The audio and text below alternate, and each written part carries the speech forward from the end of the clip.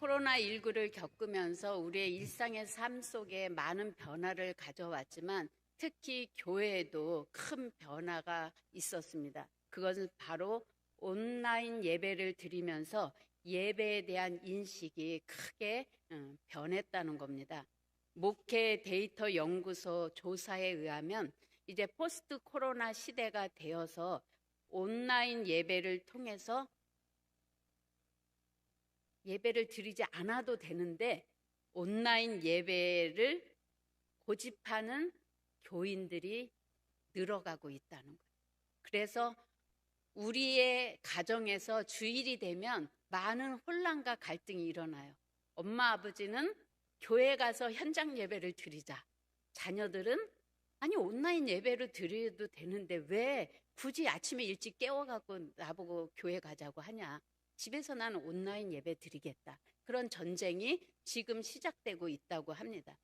근데 온라인 예배도 실시간 온라인 예배를 드릴 거냐?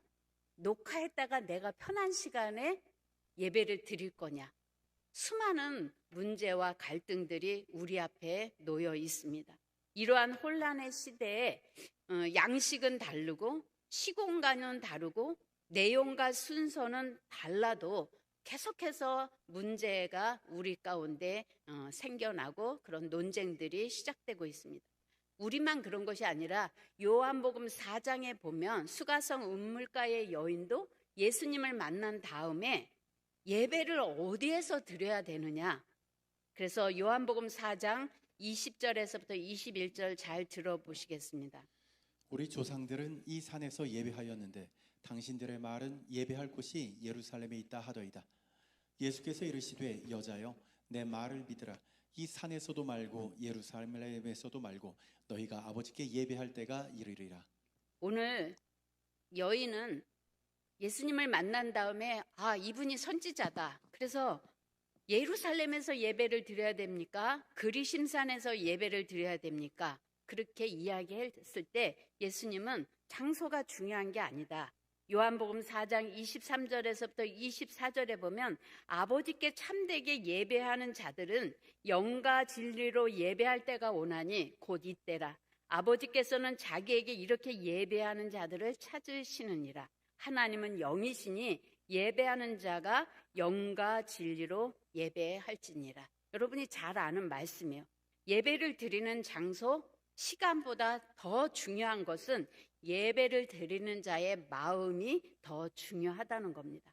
정장복 교수는 코로나 시대에 음미해보는 예배의 본질이라는 발제를 통해서 코로나19로 인한 온라인 예배가 성행하고 있는 가운데 한국교회의 올바른 예배를 위한 제언을 한 글에서 제가 따온 겁니다. 하나님이 원하시는 예배의 현장은 내 마음을 다하고 목숨을 다하고 뜻을 다하여 주 너의 하나님을 사랑하라는 주님의 명령이 작동하는 최선의 시간이 되어야 되고 실천이 되어야 된다. 수천 년의 역사 동안 많은 그리스도인들은 이 명령을 준행하기 위해서 최선을 다했는데 순교의 피까지 흘리면서 이것을 지켜왔다. 그리고 대한민국은 그 결과로 자랑스러운 신앙의 유산을 상속받았다. 그렇게 이야기를 합니다. 오늘 하나님 앞에 예배 드리는 것은 하나님을 사랑하는데 어떻게 마음을 다하고 목숨을 다하고 뜻을 다해서 하나님을 사랑하는 표현이 예배 가운데 있느냐 없느냐가 더 중요하다는 거예요.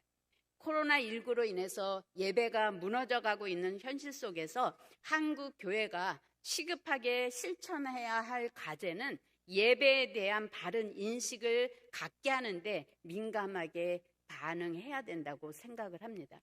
예배의 진수라는 책을 쓴 그 저자는 오늘날 성도들의 영혼이 메말라가는 이유를 세 가지로 들었습니다. 첫 번째가 하나님의 말씀에 대한 교리의 결핍을 들고 있습니다.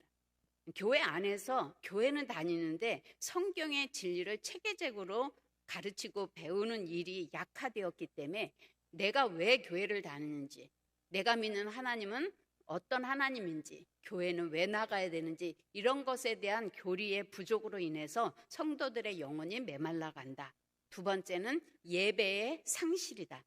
예배는 드리지만 하나님 앞에 진실하게 드려야 할 예배가 무너져 가고 있다. 세 번째는 하나님의 말씀도 모르고 예배도 제대로 드리지 못하는 사람이 거룩한 삶을 살 수가 없잖아요. 그래서 거룩한 삶의 결여, 이 세 가지가 오늘날 그리스도인으로 하여금 메마른 영혼이 되게 하는 거다. 그렇게 저술하고 있더라고요. 하나님에 대해서 알지 못하고 하나님을 알지 못하는 사람은 올바로 또한 예배를 드리지 못합니다. 예배를 통해서 하나님의 은혜와 하나님과의 교통하심이 없이 내 삶의 자리에서 그리스도인으로서 제자의 삶을 살아갈 수가 없고 다른 사람에게 선한 영향력을 끼치는 거룩한 삶을 살아갈 수가 없습니다. 오늘날 많은 교회 교인들이 예배 드리는 모습을 보면 주의를 지켰다는 의무 이행으로 만족하는 사람, 주의를 지켰으니 하나님이 나를 복 주시겠지. 또 지루한 예배를 버텨가면서 드리는 이유는 안 드리면 벌 받을까 봐 마지못해 끌려 나와 드리는 예배, 이런 것들이 오늘날 우리 교회에 만연해 있다는 거죠. 오늘 교회는 무엇보다도 예배의 간격, 넘쳐나는 생명력, 살아계신 하나님을 친밀하게 만나는 신비로운 경험이 있는 예배를 회복해야 됩니다. 저는 여러분에게 오늘 예배를 어디서 드려야 되느냐, 토요일 날 드려야 되느냐, 주일 날 드려야 되느냐, 이런 시공간의 문제, 또 예배 순서를 어떻게 해야 되느냐, 이런 것들을 여러분에게 이야기하려고 하지 않고 예배드리는 예배자의 마음이 어떠해야 하는지에 대해서 여러분과 함께 생각해 보기를 원합니다. 왜냐하면 제가 말씀을 읽는 가운데 사무엘하 24장 24절의 말씀이 저희의 큰 감동으로 다가와서 오늘 여러분과 말씀을 나눕니다. 왕이 아리우나에게 이르되 그렇지 아니하다. 내가 값을 주고 내게서 살이라. 값 없이는 내 하나님 여호와께 번제를 드리지 아니하리라 하고 다윗이 은 50세겔로 타작마당과 소를 사고, 오늘 다윗은 하나님께 번제를 드리기 위해 값을 지불하지 않고는 결코 번제를 드리지 않겠다, 그렇게 이야기를 합니다. 구약의 제사는 신약의 예배의 예표입니다. 오늘 다윗은 내가 하나님 앞에 예배 드리는데 값을 지불하지 않는 예배 결코 드리지 않겠다, 그렇게 고백하는 그 내용이 저에게는 큰 울림이 됐습니다. 여러분이 드리는 예배 가운데 값을 지불하는 예배입니까? 그러면 하나님의 임재가 있고 그 가운데 하나님의 생명이 아마 넘쳐날 겁니다. 근데 대부분의 교인들은 허겁지겁 그냥 의무적으로 와서 예배를 드리고 가기 때문에 희생이나 어떤 그 값을 지불할 정도로 생명까지 값을 지불하면서까지 드려지는 예배가 있을 때는 하나님의 거룩한 임재가 있었어요. 그래서 핍박 가운데서도 하나님의 교회들은 왕성하게 부흥했는데 오늘날은 너무나도 하나님 중심이 아닌 내 환경, 내 생각, 내 감정, 그것에 충실한 예배를 드리기 때문에 오늘 예배 가운데 감격과 기쁨이 사라지고 있는 것은 아닌가, 그런 생각을 합니다. 오늘 다윗이 고백한 내가 하나님 앞에 값을 지불하지 않고는 번제를 결코 드리지 않겠다고 한 그 내용의 배경을 살펴보면 다윗이 통치하는 시대 때 나라가 평안해졌습니다. 그래서 다윗은 자신의 수고와 노력으로 나라가 평안해진 게 아니라 하나님이 함께 하셔서 평안해진 것을 잠시 망각했습니다. 그래서 부강한 나라, 군사력이 막강한 나라, 그래서 더 이상 어떤 나라도 침략받지 못하게 된 그 나라를 보면서 흐뭇했고 교만한 마음이 들었습니다. 그래서 탁월한 지도력과 용맹함으로 이스라엘이 이만큼 강건해졌다는 그런 교만한 마음의 발로로 인구조사를 통해서 뿌듯함을 느끼기를 원했던 그런 배경이 있어요. 그래서 다윗은 요압 장군이 반대함에도 불구하고 인구 조사를 명령을 내려서 인구 조사를 했습니다. 인구 조사가 하나님 앞에서 죄가 된 이유는 하나님의 은혜를 망각하고 자신의 능력과 지혜로 그 나라를 통치할 수 있다는 교만한 마음이 바로 하나님 앞에 제약이 됐습니다. 역대상 21장 7절에서부터 8절까지 보면 이 사건을 가지고 하나님은 어떻게 생각하시느냐? 하나님이 이 일을 악하게 여기사 이스라엘을 치심해 다윗이 하나님께 아뢰되 내가 이 일을 행함으로 큰 죄를 범하였나이다. 이제 간구하나니 종의 죄를 용서하여 주옵소서. 내가 심히 미련하게 행하였나이다. 하나님은 다윗의 이런 교만한 마음, 자기를 가시하는 마음, 이러한 마음으로 인구조사한 것을 악하게 보셨다고 그랬어요.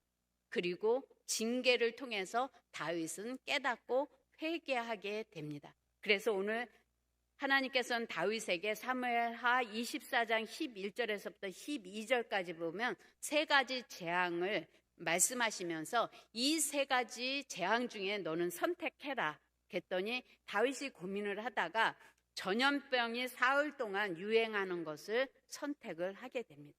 그리고 그 결과 이스라엘 백성은 7만 명이 죽어나갔습니다. 이것을 보고 있던 다윗은 장로들과 더불어 베옷을 입고 얼굴을 땅에 대고 엎드려 기도하면서 내가 범죄했는데 왜 백성들이 이 고통을 당해야 됩니까? 하나님, 주의 백성에게 재앙을 내리지 마시옵소서. 그렇게 다윗이 회개를 하자 하나님이 가시라는 선지자를 통해서 다윗에게 명령합니다. 사무엘하 24장 18절에서 19절을 들어보시겠습니다. 이 날에 가시 다윗에게 이르러 그에게 아뢰되 올라가서 여부스 사람 아라우나의 타작 마당에서 여호와를 위하여 제단을 쌓으소서 하매 다윗이 여호와께서 명령하신 바 가스의 말대로 올라가니라. 네, 오늘 하나님께서 다윗의 기도를 들으시고 선지자를 통해서 여부스 사람 오르난의 타작 마당에서 여호와를 위하여 제단을 쌓아라. 그래서 다윗은 그 명령에 순종해서 올라갔습니다. 오늘 오르난의 타작 마당이 무엇인지 아세요? 하나님의 천사가 이스라엘 백성에게 재앙을 내리려고 섰던, 천사가 서 있던 그 장소입니다. 예루살렘을 심판하기 위해서 하늘에서 칼을 들고 천사가 서 있던 그곳이에요. 근데 하나님은 그곳에서 번제를 드릴 때 전염병의 징계가 중단된 장소예요. 이건 뭘 의미하느냐면 하나님이 긍휼을 베푸시고 다윗의 범죄함을 용서하시고 징계를 거두신 감격스러운 장소예요. 하나님은 그곳에서 하나님의 용서와 구원의 은혜에 감사하는 예배를 드리라는 의미입니다. 바로 이곳은 또한 아브라함이 이삭을 번제로 바쳤던 장소이기도 해요. 후에는 솔로몬이 건축한 여호와의 성전이 그곳에 있게 된 그 타작 마당입니다. 오늘 오르나는 심판하는 천사를 봤어요. 그래서 두렵고 떨리는 마음으로 이곳에서 제사를 드린다고 하니까 내가 다 공짜로 드리겠습니다. 마음대로 드리세요. 그렇지만 다윗은 자기의 범죄로 인하여 이런 어려움을 겪게 됐는데 하나님이 긍휼과 은혜를 베푸셔서 징계를 멈추신다고 하니 나는 값을 지불하고 하나님 앞에 예배하겠습니다. 그런 고백을 드리는 겁니다. 여러분, 예배가 뭔지 아세요? 구약의 모든 제사 제도는 바로 신약시대의 예배와 같아요. 구약에서 드렸던 소나 양이나 짐승을 잡아서 희생을 치러서 번제를 드린 것은 신약의 예수 그리스도의 예표입니다. 오늘 하나님 앞에 나와서 우리가 예배할 수 있는 은혜는 뭐냐? 예수님께서 희생 제물이 되어서 번제물이 되어서 우리를 위해서 돌아가셨기 때문에 그 은혜로 징계가 멈추고 하나님의 재앙이 멈추고 우리에게 하나님과 소통할 수 있는 은혜를 허락해 주셨기 때문에 그것에 감격해서 하나님 앞에 예배 드려야 된다. 근데 거기에 값이 지불되지 않아요? 받은 은혜가 너무나 큰데 하나님과 관계가 영원히 단절될 수밖에 없고 멸망받을 수밖에 없는 우리들을 하나님이 직접 자기를 희생해 가면서 번제물이 돼서 우리를 건져 주셨는데 그 은혜를 깨달으면 그 진리의 말씀을 아는 사람이라면 우리는 예배에 어떤 희생이라도 값을 지불해서 하나님 앞에 예배 드리는 것이 올바른 예배의 태도라는 거예요. 성경 창세기에서부터 요한계시록까지 하나님께서는 예배를 얼마나 굉장히 중요하게 생각하시는지를 잘 나타내고 있습니다. 천지 창조에 대해서는 한 장밖에 할애되지가 않았어요. 근데 성막을 짓는 데는 7장이나 할애를 해서 설명을 합니다. 그리고 레위기는 제사 지내는 그 예식에 대한 기록으로 가득해요. 그만큼 하나님은 신약에 예수 그리스도를 통해서 하나님과 소통할 수 있는 예배를 위해서 구약에서 그렇게 많은 예표의 상징인 제사에 대해서 말씀하고 있다는 거예요. 제사는 하나님과 멀어졌던 백성이 하나님과 화해하기 위해서 희생의 제물을 드리는 거예요. 또 전염병이나 3년 6개월 동안 비가 안 내리는 재앙이나 여러 가지 삶의 어려운 문제가 있을 때마다 이스라엘 백성들은 하나님께 나가서 제사를 드렸어요. 그러면 비가 안 오던 땅에 비가 내리고 전염병이 사라지고 재앙이 그치는 그런 결과는 부수적인 거예요. 오늘 하나님과 소통할 수 있는 그 막이 열렸다는 거죠. 제사를 통해서. 그래서 신약에는 예수님의 십자가 희생으로 말미암아 우리가 하나님 앞에 신령과 진정으로 드리는 예배가 됐다는 거예요. 간격도 없네요. 그래서 예수님의 십자가 희생 위에 우리의 예배가 존재하는 겁니다. 그래서 우리는 희생의 제물이 되신 그 예수님의 은혜에 감격해서 하나님 앞에 감사로 나와 예배하는 게 오늘 우리의 예배의 본질입니다. 로마서 12장 1절에 그래서 너희 몸을 하나님이 기뻐하시는 거룩한 산 제물로 드리라. 이것이 너희가 드릴 영적 예배니라. 드린다는 의미는 제사장이 제물을 잡아 하나님께 드리는 개념이에요. 그래서 우리가 드리는 예배에는 자신을 죽이는 희생이 있어야 진정한 예배가 될 수가 있습니다. 창세기 4장 4절에서부터 5절까지 보면 최초의 예배하는 사람들의 모습이 나옵니다. 여호와께서 아벨과 그 제물은 연락하셨으나 가인과 그 제물은 연락하지 아니하신지라. 인류의 최초의 예배가 있었는데 어떤 사람의 예배는 받으시고 어떤 사람의 예배는 기뻐 받으지 않으셨다는 거예요. 가인은 농업을 하는 사람이고 아벨은 목축업을 하는 사람이에요. 이 사람들은 자신의 직업에서 얻은 결과물을 가지고 하나님께 제사를 드렸어요. 외견상 가인과 아벨 똑같이 하나님 앞에 제사를 드린 것처럼 보이지만 하나님은 한 사람의 예배는 받으시고 한 사람의 예배는 받지 않으셨어요. 무슨 차이가 있을까요? 제가 교회 다닐 때 들은 거는 아벨의 제사는 피의 제사이기 때문에 하나님이 받으셨고 가인은 피가 없는 곡식으로 드려서 안 받았다. 저는 그렇게 배웠어요. 근데 성경에 보면 곡식으로 드리는 제사도 많아요. 그래서 꼭 피가 없어서 안 받으신 거는 아니라는 거죠. 그럼 뭘까요? 히브리서 11장은 아벨에 대한 말씀을 통해서 우리에게 답을 주십니다.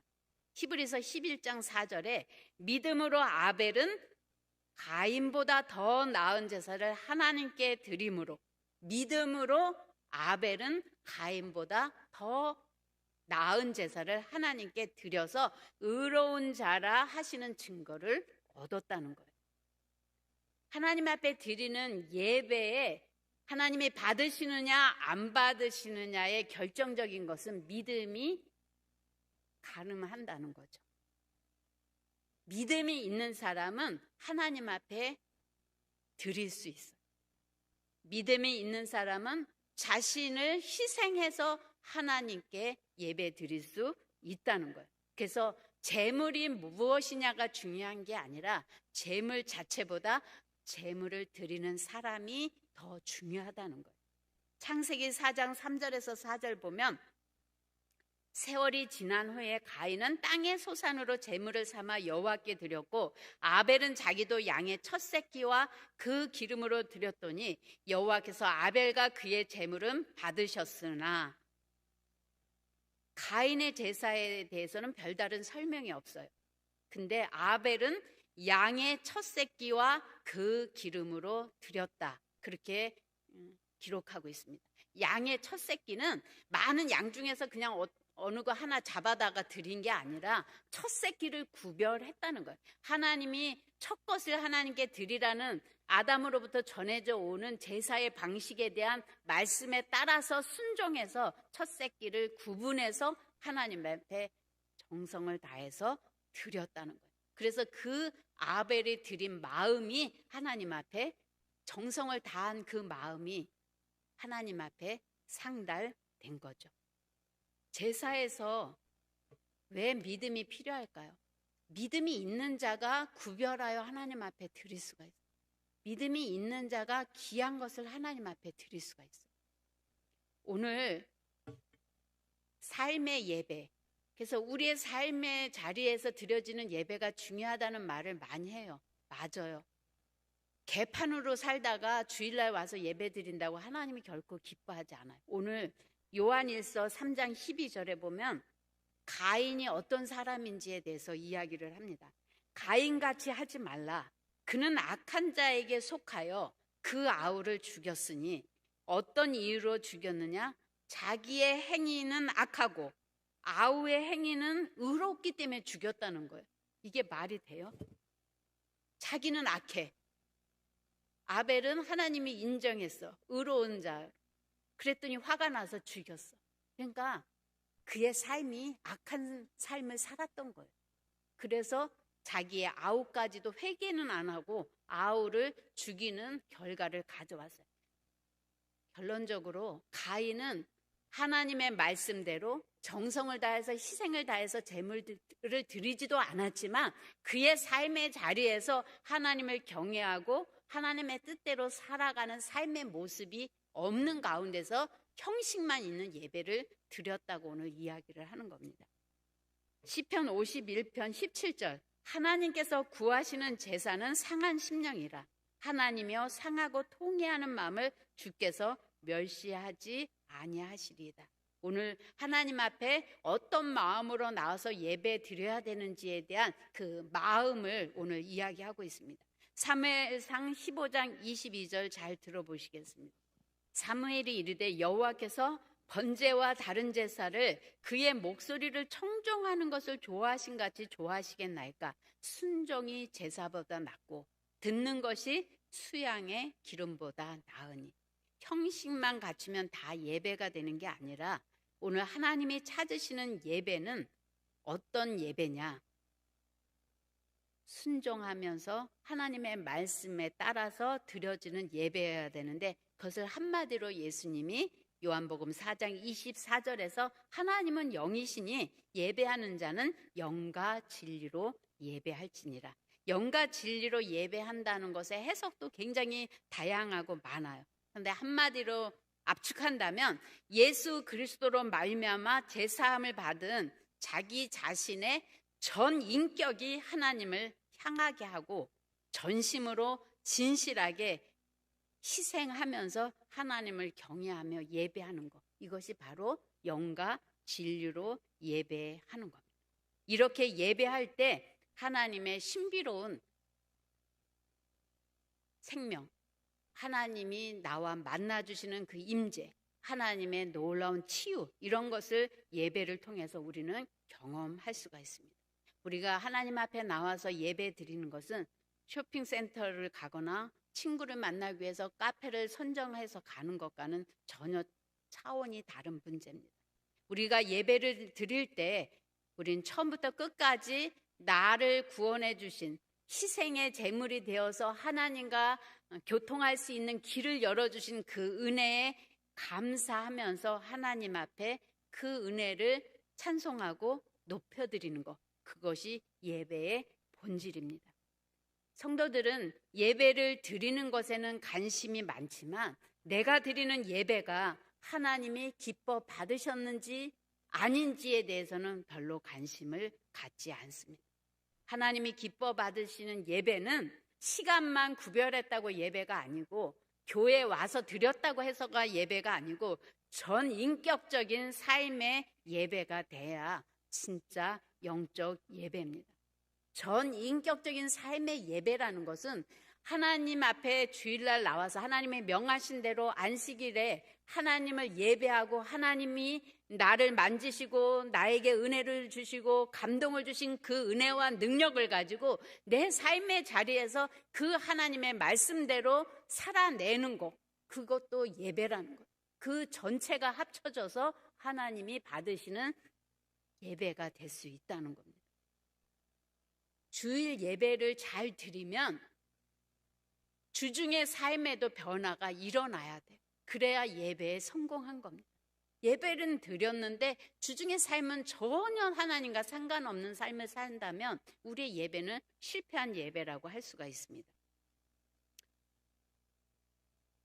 2400여 년 전에 말라기 선지자가 활동하던 시기에도 많은 문제가 있었지만 그중에 예배 문제가 심각했어요. 그래서 이스라엘 백성들은 희생하지 않고 자기 멋대로 예배를 드렸어요. 말라기 1장 7절에서부터 8절을 보면 너희가 더러운 떡을 나의 단에 드리고도 말하기를 우리가 어떻게 주를 더럽게 하였나이까 하는도다. 이는 너희가 주의 상은 경멸히 여길 것이라. 말함을 인함이니라. 만군의 여호와가 이르노라. 너희가 눈먼 희생으로 드리는 것이 어찌 악하지 아니하며 저는 것 병든 것으로 드리는 것이 어찌 악하지 아니하냐. 이제 그것을 너희 총독에게 드려봐라. 그가 너를 기뻐하겠느냐. 너를 받아주시겠느냐.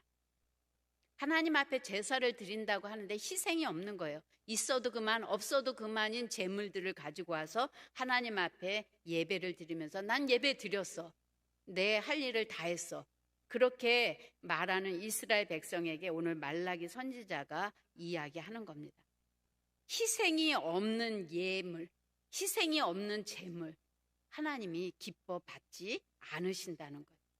여러분 예배 드릴 때 의외로 희생 없이 드리는 예배자가 많아요. 어떤 사람은 시간을 희생하지 않아요.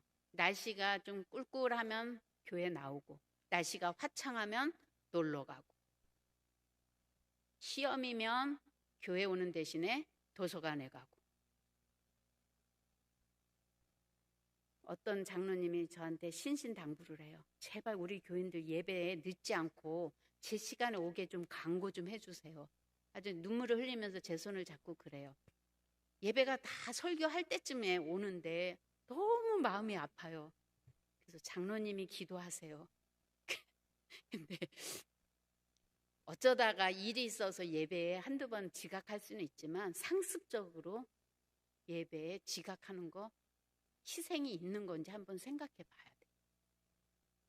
예배 드리면서 핸드폰 받고 핸드폰 보고 지루하면 딴짓하면서 거기에 희생이 있을까요? 제가 노골적으로 얘기하는 겁니다. 여러분이 하나님의 일하심을 보기 원하고 하나님이 나와 함께 하심으로 이렇게 놀라운 일이 일어났다고 세상 사람들이 그렇게 말할 수 있는 삶이 되기 위해서 먼저 예배부터 성공해야 됩니다. 왜냐하면 하나님은 예배를 통해서 우리를 만지시고 우리를 치료하시고 우리를 복주시기 때문에 그래요. 구약에 보면 문제가 있을 때마다 하나님이 그들에게 요구하신 것은 번제를 가지고 나한테 와서 예배 드리라는 거예요. 그럼 내가 그 재앙을 그치게 하고 너희와 나 사이에 멀어졌던 그 관계를 다시 재정립해서 내가 너의 복의 근원이 되겠다. 그렇게 말씀하셨는데 오늘날 우리의 예배가 엉망이면서 내 삶 가운데 하나님의 개입과 역사하심으로 기적을 보기를 원한다면 그것은 우리가 하나님을 잘못 알고 있는 거죠. 하나님은 독생자 예수 그리스도 바로 자신이에요. 하나님 자신이 굳이 우리와 화해하기 위해서 값을 지불했어요. 십자가에 못 박혀 돌아가는 그 희생물이 되게 하시기까지 희생하셔서 우리와 만나는 관계를 맺을 수 있는, 소통할 수 있는 그 막을 여셨어요. 그게 예배예요. 그래서 하나님이 엄청난 희생을 해서 예배를 우리에게 허락하셨기 때문에 이것은 의무가 아니고 복받기 위해서 나오는 게 아니고 나를 구원해 주신 그 은혜가 감사해서 하나님 앞에 찬양을 드리는 거, 그것이 예배자예요. 그러니까 예수를 잘 알지 못하면, 하나님을 잘 알지 못하면 우리는 예배의 감격과 기쁨이 있을 수가 없어요. 그래서 내 가슴이 찢어지는 아픔이 있어도, 빛 재촉이 내 숨을 헐떡거리게 만들어도, 내 자식이 시험에 떨어졌어도, 내가 죽을 병에 걸렸어도, 오늘 하나님 앞에 나와서 예배할 수 있다는 것은 특권이고 큰 은혜예요. 그래서 내가 죽어가도, 내 집안이 콩가루 집안이 돼도, 네가 믿는 하나님 어디 있니? 되는 게 하나도 없어. 그렇게 사람들이 조롱해도 오늘 다윗과 같이 내가 하나님께 소망을 두고 나를 도우실 그 하나님을 바라보면서 오늘 내가 찬송하겠습니다. 내가 기도하겠습니다. 그리고 승리를 외치겠습니다. 날마다 그렇게 다짐하는 우리의 신앙이 되어야 되리라고 봅니다. 그럴 때 저는 반드시 하나님께서 강야의 길을, 사막의 강을 내시는 새 일을 행하실 거라고 믿습니다. 저는 그 하나님을 기대하면서 예배를 잘 드려보기로 작정했습니다. 그래서 오늘 여러분이 듣기 싫지만 듣기 싫은 설교를 통해서 여러분도 저와 함께 한번 예배의 성공자가 되어서 하나님의 은혜와 축복을 만끽하는 귀한 성도님 되시기를 예수님의 이름으로 축복합니다.